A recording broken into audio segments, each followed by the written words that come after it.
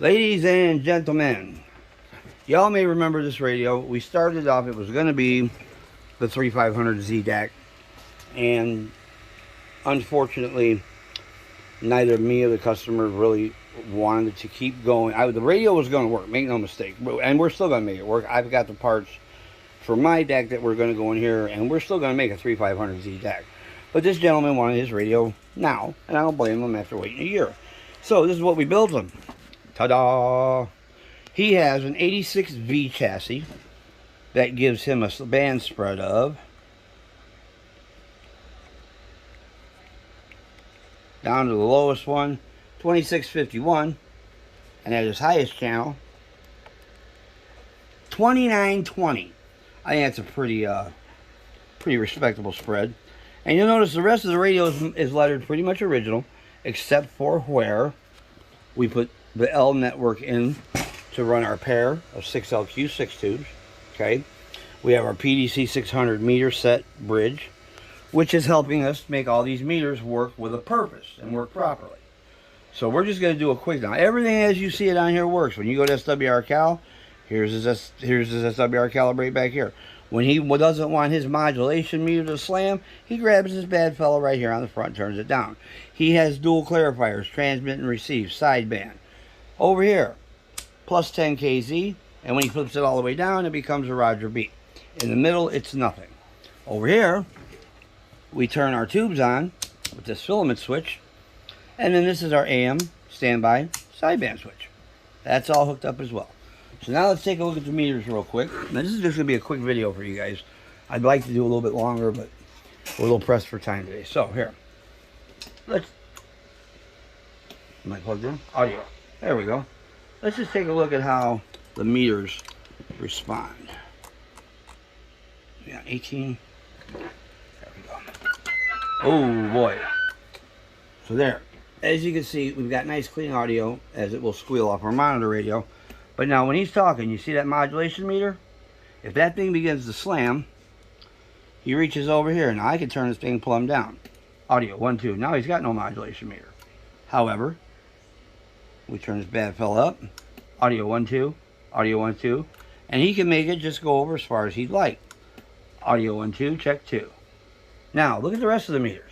Audio. Now we're on SWR calibrate, right? So let me hold the mic like this. We're going to calibrate.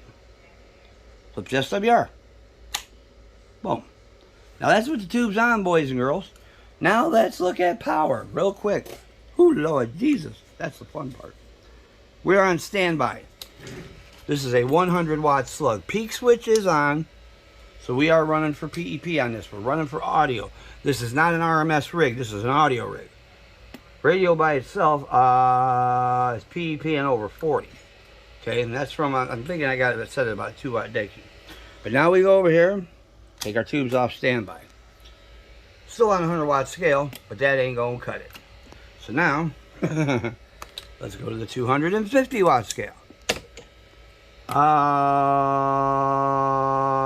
212 watts of peak from like about a 4 or 5 watt decky. And it is, once again, let's monitor it. Audio. Now the squealing you hear obviously is feedback. But let's just turn the mic gain down a little bit. Audio. You notice there's no whistling, there's no humming, there's nothing in the background. And all these meters are working perfectly. Now when he lets go of the mic, his signal pops in, does its job, and it is accurate. So there we go, boys and girls. He calls it his Frankindak. I call it just a nicely refurbished DAC 10. He's got his counter, he's got channels, he's got sideband, he's got 10 kZ, he's got Roger beep, dual clarifiers, standby, everything you can want. Plus, now this radio is back. We didn't get to do a video on it the first time. He took it home, he ran it a little bit, and we did have a problem. The tubes that we bought, I think, were bad. I've never seen an envelope on a tube crack, but it did with these. I don't know if you can see it. No, you can't see it in the video. The envelopes on these have spiderweb cracks going down the side. I have to return those tubes. But it was making a little bit of heat, and I think the tubes were a little bit bad causing that. So what we did when he came back was, A, he had a little bit of counter problem, so we ordered him a new counter, and we got that squared away. Then we thought when we thought the transformer had blown when he called me and said it quit making power. When we got to the park, I'm going to find out it was just the tubes. The envelopes on the tubes had cracked. Therefore, making lots of smelly snuff from this and that. So what we have now is a nice quiet fan. This is blowing out. Once the lid is on this thing, it doesn't matter if the amp is on or not, that fan's going to run. Okay, so as soon as he turns the radio on, fan's engaged. Now you notice you can't barely hear it.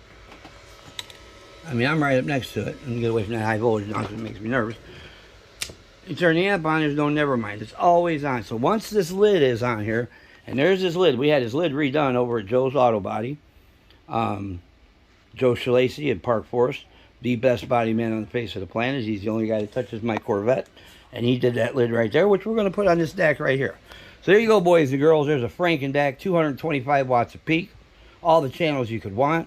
Plus 10 KZ, Roger Beat. I mean, just about everything. When you guys call me to build these radios, I tell you, sit down with yourself and roll a joint, pour a beer, whatever your thing is, and write down what do you want in your radio. How many times have we bought a radio as radio operators, sat it down and go, well, I really like this radio, but I really wish it had this.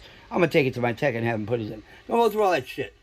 When you guys are ready to build something of quality that's going to last you, hand-built, out of one of these cases that were junk when they came out of the box, and I don't care what anybody says, M.H. Scott made a dud. It's a dud. It's a DeLorean until you get inside here and get down like 409 gets down. We're going to do a quick shot of the bottom now, just so you can see our chassis is mounted in the bottom. Everything is tied up. Everything in the tube section, tied down, high voltage. Relays, everything's in the places that it should be. Nothing's hanging, nothing's shorting. Well, guys, when you build a radio like this, two things. Neatness counts. It's next to godliness. Second thing is, if you don't go through and verify every connection, you will be driving yourself crazy. So go slow. You guys that like to tinker, go slow. If you do one of these, you go extending the controls, extend the control, stop and check your radio. Do the next control, stop and check the radio. Once you've got all these extended out, get the radio in there, feed it some power. Once all this is working, the rest of it's whatever you want to be. It's a blank canvas. So we do build these. This is a $1,295 radio. It's $1,300 if we supply you with the case. If you supply me with the case, it's still $1,000. Sorry, guys. And we will supply you with everything that goes in it, and we will gut it when it gets here, down like a fish, nothing. This chassis, the gentleman, he speak out loud, was nothing. Matter of fact, we got one stripped down, but you guys know how we do them. Look around on the website. We also put his speaker in, but now we had to put it on this side because we got tubes on this side. However, when I first put it in, my dumbass had it sitting over here, firing against the side of the panel. So we just moved the speaker over, and now it's going to fire outside the radio. So that's it. Here's our Frankindak. All ambient. These are LEDs. These are not lights. These are not filament lamps. These are LEDs that I ordered special for these radios. So you guys that like that nice, calm, ambient, original looking gig, that's how you do it. And you see the wires inside, they're all nice and neat, tied down, everything's where it's supposed to be. When you put these lenses on, gentlemen, you start at the top, like so, and you snap it on. That's how you remove them. When you remove them, you do it the same way. Well, no, you do it opposite. You grab the top first, and you take it off. But when you put it back on, you hang the top, get it square, push it in. That's how you remove those lenses. However, if they're not stuck, keep your fingers out of them, because you can't just go down to the DAC store anymore. So there we go. Frankindak is done. We're going to put a lid on it. This gentleman's going to go home. And you guys can just sit back and think about how much you're going to put together to call me next week and get one of your own. 7 3s. Stay safe. God bless. We're out of here.